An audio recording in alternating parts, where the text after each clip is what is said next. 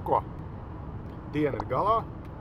Šoreiz laižam uz Ozolniekiem, uz 5 mastiem, uz lielo veikparku, uz Latvijas pirmo veikparku. Nav tālu no Rīgas, pirms pašas Jelgavas.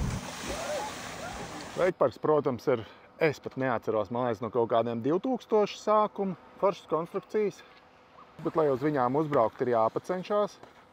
Ja nemāk pa tām braukt, var mierīgi braukāt kabelim pa vidu. Tas neiet pāri konstrukcijām, uz tām ir vienkārši jātēmē virsū. Kas Ozolniekos, Ozolnieku ezeram ir raksturīgs, ir vienkārši perfektā kvalitātē ūdens. Tas ir noma veikbordam, noma supiem.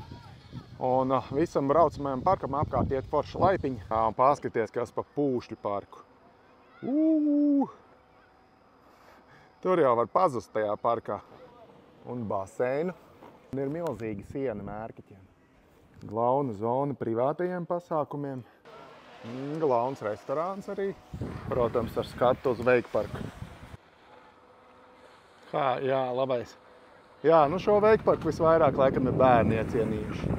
Gribās veikot. Jāiet pašam jāvalk zābaku un jāgāž. Es jūtu, būs labais.